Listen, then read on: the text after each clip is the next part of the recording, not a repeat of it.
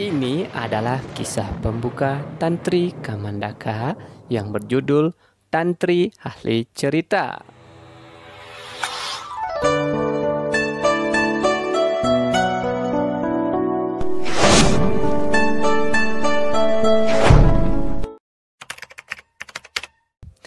Di zaman purba ada seorang raja keturunan Samudra Gupta. Nenek moyangnya tidak diceritakan secara terperinci. Keberanian sang raja meliputi perlindungan kepada seluruh dunia. Demikianlah diceritakan tentang sang Prabu, segala-galanya serba hebat dan segala titahnya harus terlaksana. Maharaja Eswaryapada, demikianlah namanya.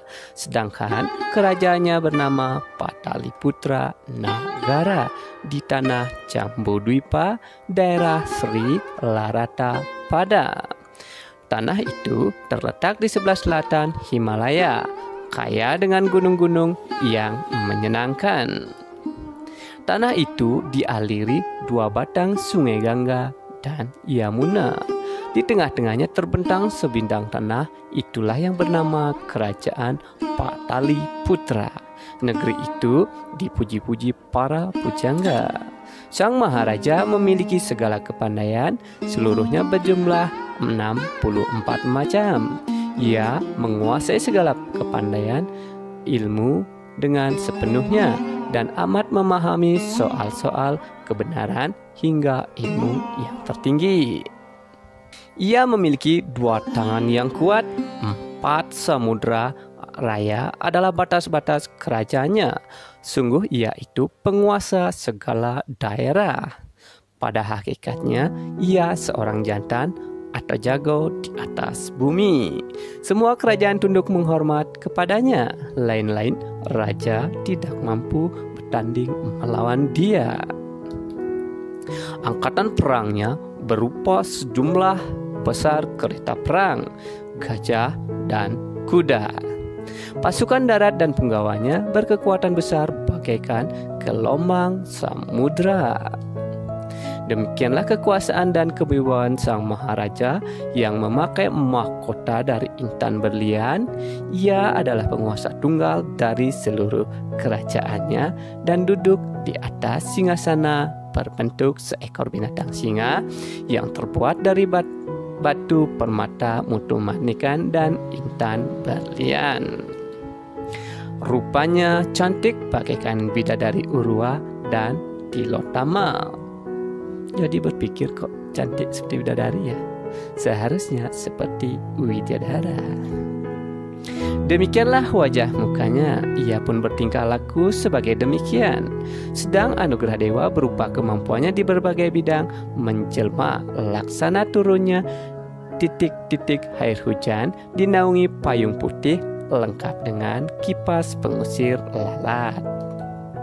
Para menteri dan pendeta istana hormat sekali pada sang Prabu Eswaryapada. Tiap orang terpengaruh bila melihat sang raja yang keras kemauan dan telah dinobatkan sebagai penguasa dunia.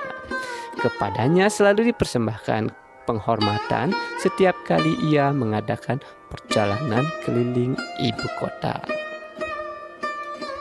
Semua sabdanya mendatangkan kesenangan. Ia telah ada di dalam kedudukan yang sedemikian tinggi hingga semua sabdanya terlaksana dan segala keinginannya terpenuhi. Ia dapat memperistri gadis-gadis cantik rupawan. Senantiasa ia kawin dengan bantuan para menterinya. Akhirnya ia mengawini putri patih Niti Patiswara yang bernama Tantri. Perkawinan itulah yang mengakhiri nafsu kawinnya. Ia dibuai oleh kebijaksanaan dunia dan kebijaksanaan hidup yang diuraikan sangat baik oleh Tantri. Cerita-cerita Tantri berasal dari kitab Niti Sastra, berbagai pengetahuan tentang cerita-cerita, dongeng hewan, dan kitab-kitab agama. Cerita-cerita itu mampu memberi hiburan kepada sang raja dan menerangi jiwa yang dalam kegelapan dan mempertajam hati yang tumpul, bahkan lebih kuat dari sinar sang surya yang menimpa bumi. Syahdan Maharaja Aishwaryapada pada sewaktu-waktu berkenan merayakan perkawinannya. Setelah menerima penghormatan dari orang-orang terhormat, sarjana, dan lain-lainnya, ia mengakhiri upacara itu dan pergi ke ruang pribadinya yang penuh kesepian. Ia duduk di sudut agak tinggi dan sunyi. Perhatiannya tertarik oleh banyak orang. Pada waktu itu, kebetulan ada seorang pria yang sedang kawin. Amat meriah dan ramai sekali. Perkawinan itu dirayakan oleh segenap keluarganya dan semuanya tampak penuh dengan kegembiraan. Semua orang amat senang melihat perkawinan yang ramai itu. Dan para penghuni keraton yang mendengar adanya pesta perkawinan itu berbicara tentang cinta mencinta dan menyanyikan lagu-lagu asmara. Menyaksikan peristiwa tersebut, Sri Maharaja Aishwaryapada yakin bahwa tidak ada kesenangan dan kebahagiaan di atas dunia yang melebihi perkawinan. Oleh karenanya, ia menghendaki tiap hari kawin. Penggawanya berkewajiban menyediakan gadis-gadis yang cantik jelita. Kehendaknya pun terlaksana. Maksudnya dengan perkawinannya tiap hari itu tidak untuk kesenangannya sendiri, tetapi untuk membagikan kesenangan dan kebahagiaan kepada tiap-tiap orang. Berkedok nih.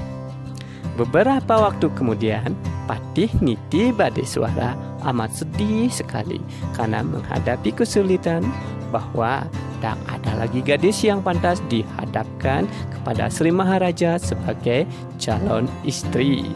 Kesedihan sang patih itu oleh istrinya yang bernama Rupini dibicarakan dengan putrinya yang bernama Tantri. Putri yang cantik dan bijaksana itu bersembah kepada ayahnya.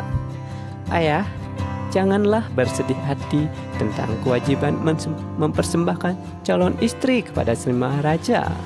Kalau ayah berpendapat hamba ini memenuhi persyaratan, persembahkanlah hamba kepada Sri Maharaja sebagai calon istrinya.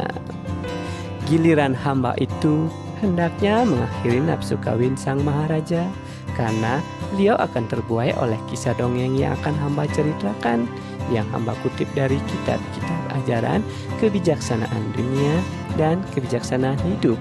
Silakan ayah melaksanakan hal itu. Demikianlah sembah Tantri kepada sang patih, ayahnya. Oh anakku, kata sang patih, betapalah gembiranya hatiku kalau anakku benar-benar mau menjadi calon istri sang Prabu. Lagi pula tujuanmu itu amat mulia, hendak mengakhiri nafsu kawin Sri Maharaja dengan menceritakan ajaran-ajaran agama dan kebijaksanaan.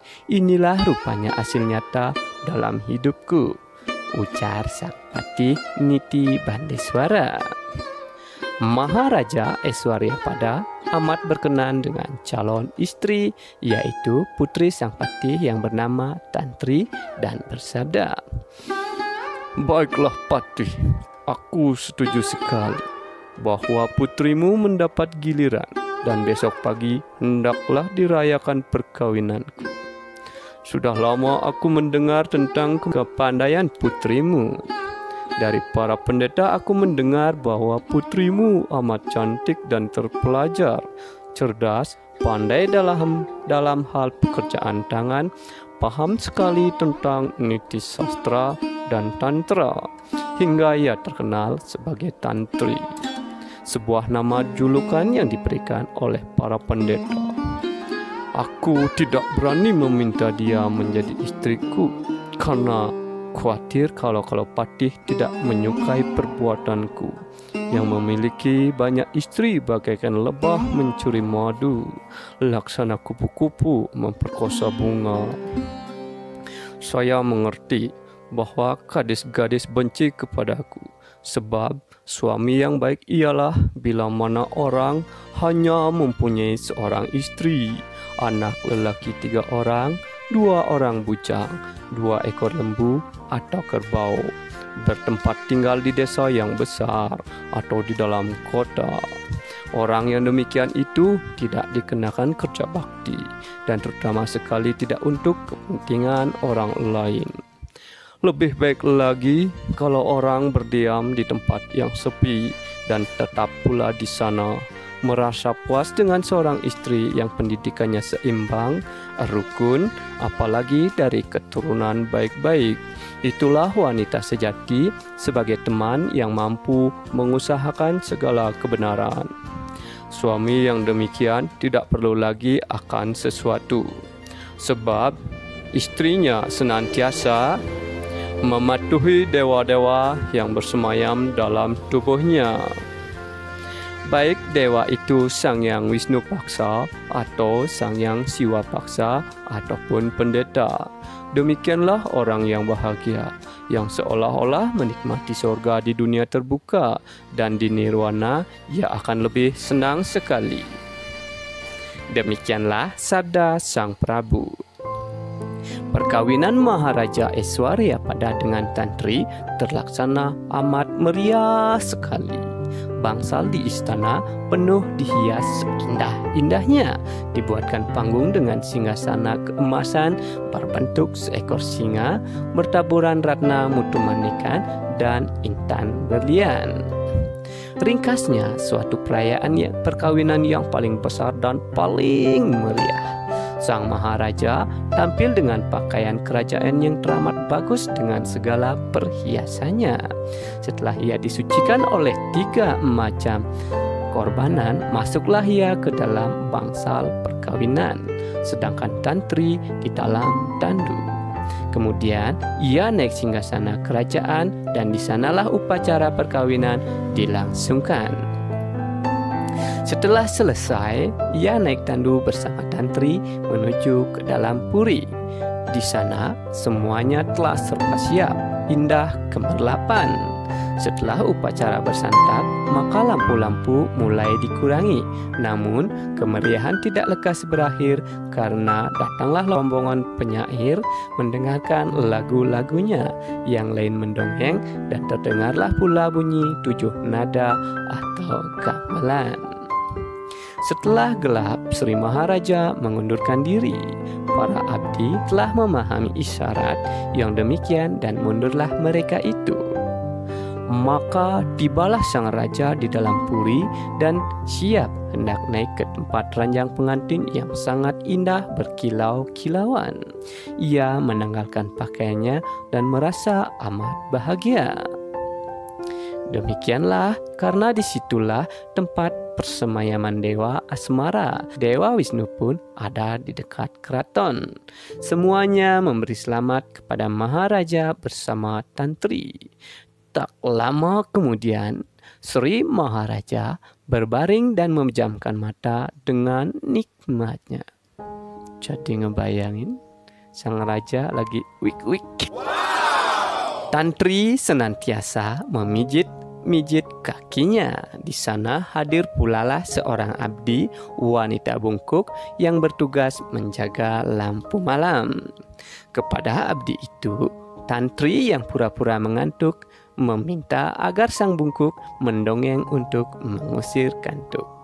Demikianlah permintaan Tantri. Si bungkuk menjawab bahwa ia tak pandai mendongeng. Katanya, Tuanku putri, yang mulialah yang elok bercerita. Abdi Paduka akan mendengarkannya. Sri Maharaja menyodok si bungkuk dengan kakinya. Ia mengerti maksud sang Prabu. Maka ia mendesak kepada Tantri agar supaya ia suka mendongeng. Dengan izin Sri Maharaja, Tantri pun bercerita. Supaya channel ini tetap berkembang dan terus berkarya, mohon dukungannya dengan subscribe, like, komentar, dan share di media sosial. Dukungan Anda sangat berarti bagi kami. Demikianlah dahulu cerita pembuka. Nanti saya akan teruskan upload video tentang kisah-kisah Tantri Kamandaka. Silakan cermati kisahnya dan ambil hikmahnya.